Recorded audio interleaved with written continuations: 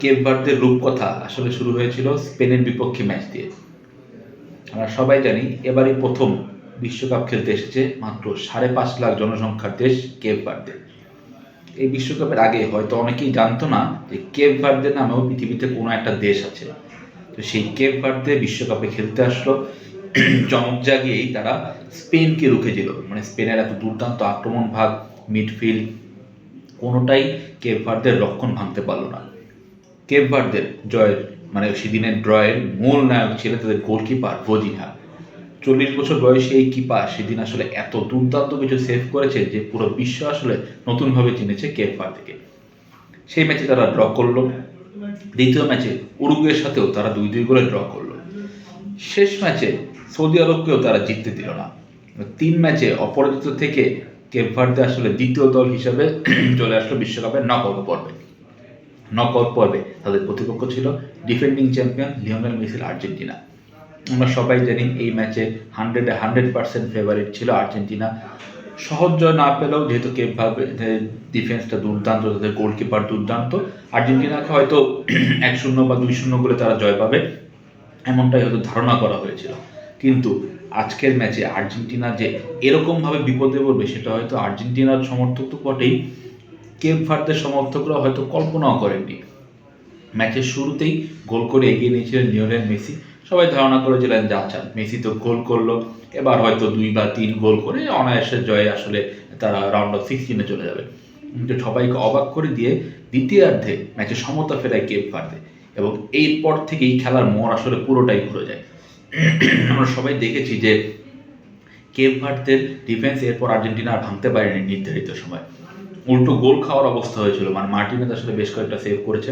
অন্যদিকে ভজিনহা তো ছিলেন বরাবরের মতোই দুর্দান্ত।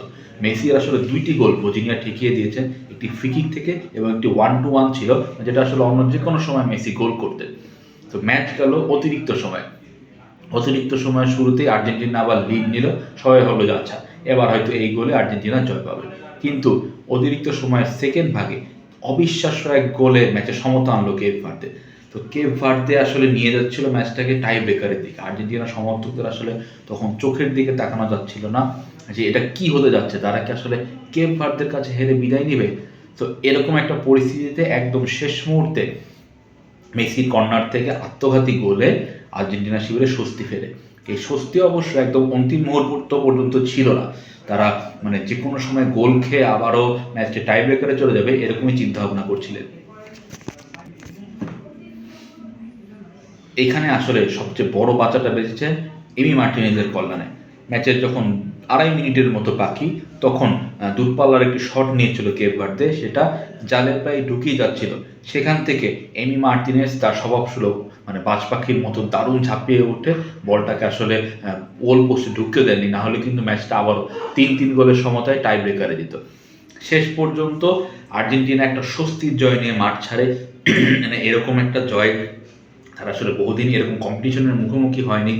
বিশেষ করে গ্রুপ পর্বের 3 ম্যাচে তারা অনেক সহজ জয় পেয়েছিল। তারা কঠিন প্রতিপক্ষ না হলেও কেপ ভার্দে আসলে তাদেরকে একদম মানে ঘাম ঝরিয়ে দিয়েছে। লিওনেল মেসি পরে স্বীকারও করেছেন যে আসলে তারা নিজেদের সেরা ফর্মে ছিলেন না। দলের আসলে অনেক কিছু শেখার আছে এই ম্যাচের ভুল থেকে। এই ম্যাচ নিয়ে তারা আলোচনা করবেন এবং মিশরের বিপক্ষে তাদের পরের ম্যাচ, সেখানে আসলে এই ম্যাচের ভুলগুলোকে তারা শুধরে মাঠে নামতে চান। আর্জেন্টিনার কোচ লিওনেল স্কালিও বলেছেন যে না আসলে ম্যাচটা আর্জেন্টিনার জন্য সেরা ছিল না, কিন্তু আর্জেন্টিনা কখনো হাল ছাড়েনি। স্কালোনি দৃঢ় বিশ্বাসের সঙ্গে বলেছেন যে যত বিপদের সম্মুখীনই হন না কেন এই দলটা আসলে হাল ছাড়বে না এবং তারা শেষ পর্যন্ত জয় নিয়ে মাঠ ছাড়বে। কেপ ভার্দের বিপক্ষে আসলে কিন্তু সেটাই হয়েছে। আর্জেন্টিনা বেশ শেকি ছিল। 2 উইং থেকে যখন কেপ ভার্দে আক্রমণ করছিল তখন কিন্তু আসলে আর্জেন্টিনার যে ডিফেন্সের যে দুর্বলতা, যেটা আসলে টুর্নামেন্টের শুরু থেকেই বলা হচ্ছিল যে তাদের মিডফিল্ড এবং অ্যাটাক সাইডটা খুব ভালো হলেও ডিফেন্সটা আসলে খুব ভালো না। বিশেষ করে বয়স্ক ফুটবলারদের নিয়ে যেমন রদ্রিগো ডি পল বা মেদিনা ওটামেন্দি, তারা কিন্তু আসলে তাদের বয়স হয়েছে, তারা আসলে আগের মতো সেরকম ফাস্ট নেই। তারা কিন্তু উইং থেকে বা দূর মানে দারুণ গতিতে কেউ আক্রমণ করলে তারা আসলে সেটাকে সামলাতে পারে না। আজকে কিন্তু আর্জেন্টিনা সেটাই ভুগলো, মানে সেটাইতে আসলে বেশ ভুগেছে তারা, যে তাদের ডিফেন্সটা আসলে ক্লিক করেনি। তো মিশরের বিপক্ষে তাদের রাউন্ড অফ 16-এর ম্যাচ, আমরা সবাই জানি মিশরের মোহাম্মদ সালাহ আছেন। তো তার গতিকে আসলে কীভাবে সামলাবেন, মিশরের অন্যান্য গতিময় ফুটবলারদেরকে আসলে আর্জেন্টিনা কীভাবে সামলাবে, এটা আসলে দেখার বিষয়। সো আর্জেন্টিনার জন্য এটা একটা খুব টেনশনপূর্ণ ম্যাচ গেছে এবং সবাই আসলে বেশ টেনশনে ছিলেন যে আর্জেন্টিনা কি তাহলে মানে গ্রুপ অফ রাউন্ড অফ 32 থেকেই বাদ পড়বে, সেটা আবার কেপ ভার্দের বিপক্ষে। তো শেষ পর্যন্ত আসলে বড় অঘটনটা ঘটেনি, আর্জেন্টিনা স্বস্তির নিঃশ্বাস ফেলেছে। মেসি আসলে ম্যাচের পর দেখা গেছে যে বেশ একটা স্বস্তির নিঃশ্বাস ফেলেছেন যে তার এটাই হয়তো তার বিশ্বকাপের শেষ ম্যাচ হতে পারতো যদি কেপ ভার্দের কাছে তারা হেরে যেত। শেষ পর্যন্ত এটা হয়নি। আজকের ম্যাচে আসলে কিন্তু মেসি গোল করে বেশ কিছু রেকর্ড করেছেন। প্রথম ফুটবলার হিসাবে তিনি বিশ্বকাপে টানা 8 ম্যাচে গোল করলেন, এটা অনন্য রেকর্ড।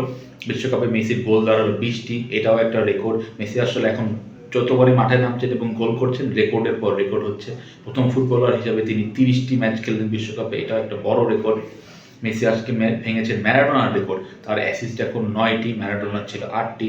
মেসি আসলে গোল এবং অ্যাসিস্টে এক বিশ্বকাপে ছাড়িয়ে 2 বিশ্বকাপ মিলে ছাড়িয়ে গেছেন পেলে এবং এমবাপ্পেকে, এটাও একটা রেকর্ড। সব মিলিয়ে মেসির রেকর্ডটাই রাত হলেও মেসি আসলে বেশ স্বস্তি নিয়ে মাঠ ছাড়েননি। তাদের সমস্ত চিন্তাভাবনা এখন মিশরের বিপক্ষে ম্যাচে আর্জেন্টিনা আসলে কেমন করবে সেটা আসলে দেখার বিষয়।